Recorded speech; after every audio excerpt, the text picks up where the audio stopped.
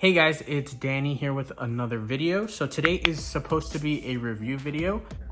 I have a lot of things that I have seen or done or completed or just had in general in the last week or so.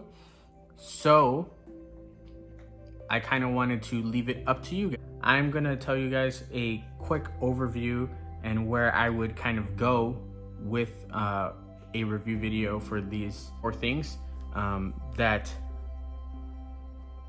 I would like to do a full-fledged, thought-out review video on. But just want to get your guys' take to see what you guys want to see. So make sure you stick around to the end, leave a comment down below, let me know which video you guys want to see next week. So option number one. This option is going to be Wonder Woman 1984, I think is the name of it. Yeah, Wonder Woman 1984. I'll put a picture of it right up there. Bow! This movie came out on Christmas Day. I watched it the day after Christmas with some family members on HBO Max, I believe is the... I don't know. There's so many different HBO things like HBO Go, HBO Now. It's on one of those things. I think it's HBO Max. I will let you know if I'm right or wrong here, but I'm pretty sure it's HBO Max. So we watched it. I was very bored. Was very, very, very excited for this movie. I love superhero movies. I love everything about superhero movies, especially when it's a badass woman superhero movie. Like, I can't wait to see Black Widow.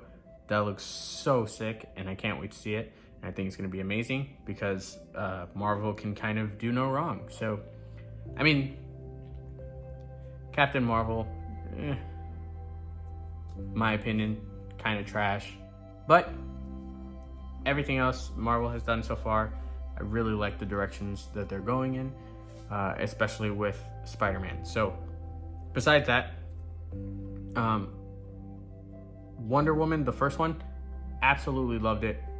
Thought it was a pretty good movie. It could have been kind of less focused on Trevor and more focused on Gal Gadot's Wonder Woman. She is amazing in that movie. She is great in this movie as well. I just think it is pretty boring. The fight scenes, a lot of the action scenes are kind of her doing this really, really fake looking combat, like this fake floating kind of combat, and I absolutely hated it. I completely hated it. I would have rather seen more hand-to-hand stuff. Gal Gadot is a former military member, so she can definitely kick some ass. Put her in there, let her shine where she can shine beautifully instead of putting these horrible effects on her. That's kind of my quick review of the movie. I think it was about a 6 out of 10. I'll let you guys know the Rotten Tomato score right here. Option 2 is going to be my thoughts on Spider-Man Miles Morales. That game came out not too long ago. It's an amazing, amazing game. I absolutely thoroughly enjoyed most things about it. I will say there's one big thing that I did not enjoy about it. I will save that for the full-fledged review if you guys want it. There's only one thing that I did not really like about the game. I have said it in streams, so if you watch my streams, you probably, or my VODs, which are up on my channel right now, so you can watch my past streams if you want. But if you watch my streams, watch my VODs, you will probably know what that one thing is that I did not like about it. But besides that, I thought it was a great game. Super epic final mission, super long final mission. Did not expect that out of such a short kind of concise, neatly packed little story, but it had a very, very epic, awesome ending that was definitely worthy of the Spider-Man name, and I absolutely loved it. So, option 3. I really wanted to do a review of 2020. It has been a crazy, hellish year with a lot to unpack and a lot to talk about. Not just with COVID, but with lockdowns, with small businesses closing, with people losing their jobs, with death. There's obviously a lot of horrible things to talk about, but there's a lot of bright spots out there as well.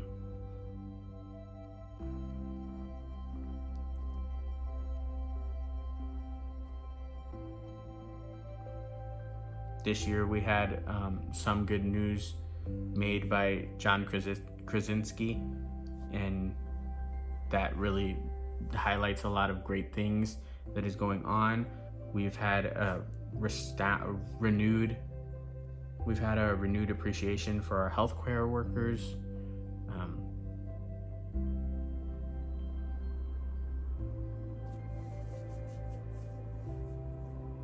Many of us who would have been super busy if not for the pandemic got to have something that no other year, that if it were any other year would not have been possible, and that is free time.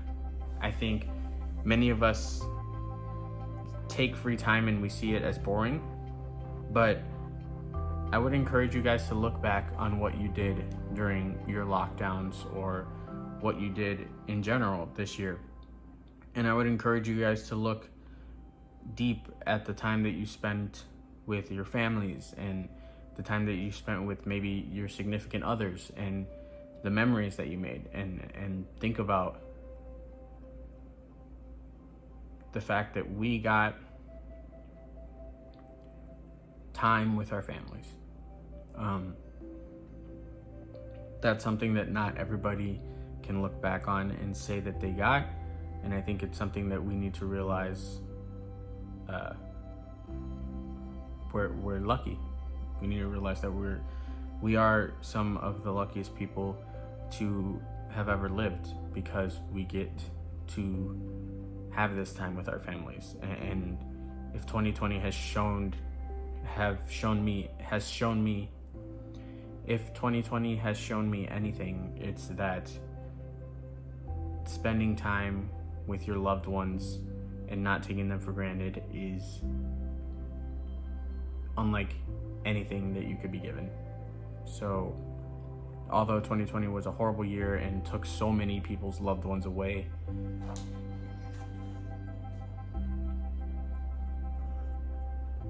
it should also be appreciated as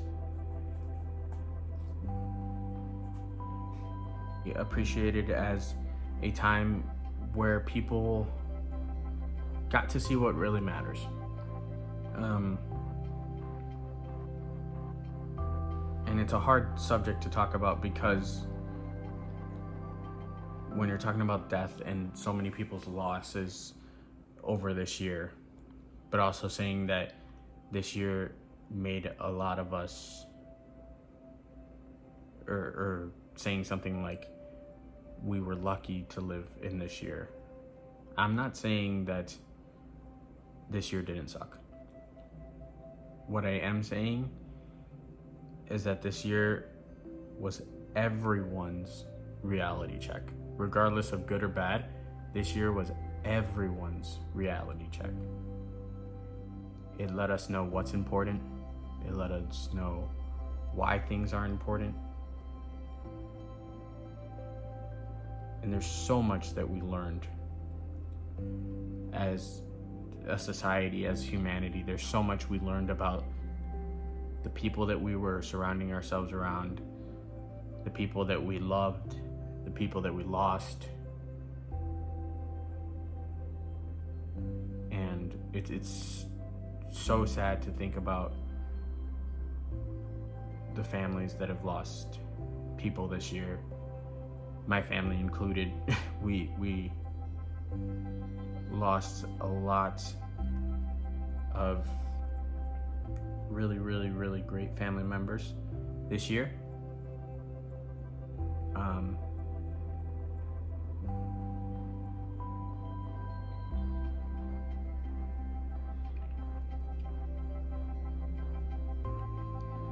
And it's tough to think about.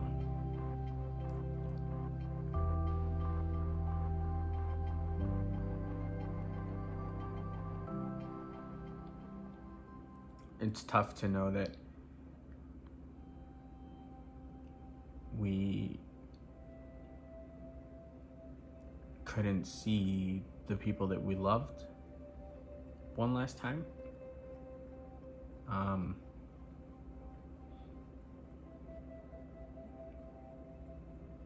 It's tough to know that the funeral services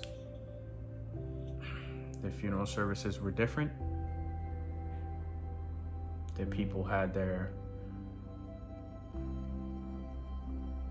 religious freedoms in some cases taken away due to restrictions.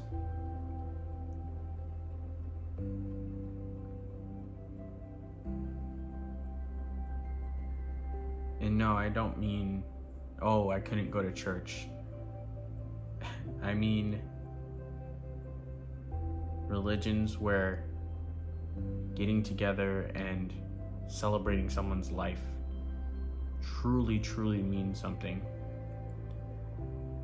And they couldn't do that this year.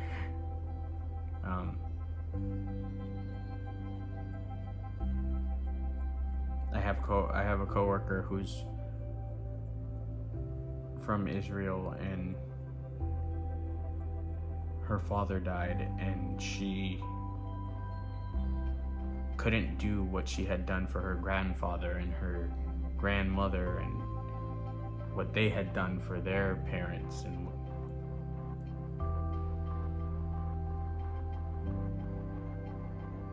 And it's tough because you'll never get that back, you know? You'll never get the opportunity to show respect in that way. But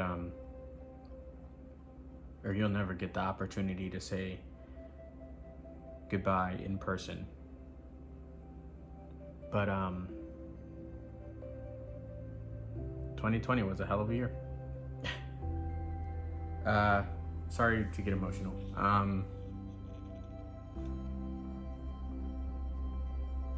But like I said, 2020 was crazy. It was definitely a year of immense reflection, of anger, of fear. This year was very historic, to say the least. So I would love to do a video kind of just talking about everything that's happened this year and a review of this year. So that's what that video would be. As you can tell, it would definitely get emotional in some parts. But yeah, it's me. This is me. I'm not gonna apologize for being me. But yeah. So next, for the last one, what I would do a review on is the thing, or one of the things that people have been trying so hard to get this holiday season, and I got lucky enough to get. And that would be the thing that is sitting underneath my TV right now. Right there. So I definitely could give you guys a review of the PlayStation 5 and let you guys know what I think about it, whether I think buying it was worth it, and all that good stuff.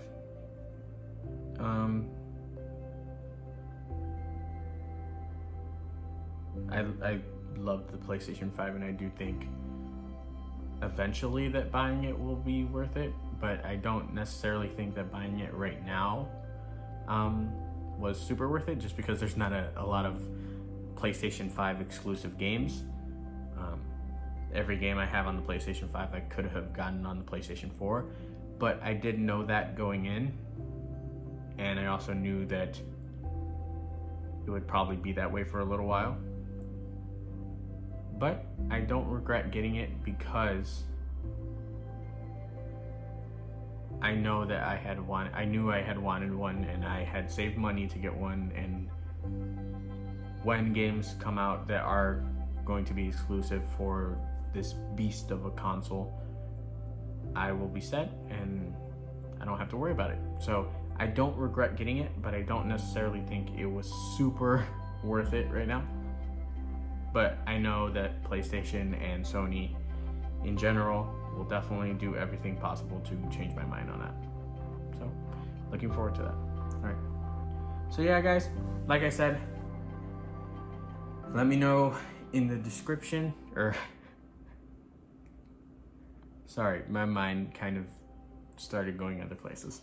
Let me know in the comments what you guys would like to see. I will probably eventually do a review video on all of these. We do have a year, but just let me know what you guys want to see first. All right, love you guys. Peace out. Bye. Oh, also, I almost forgot. Happy New Year. Bye, guys.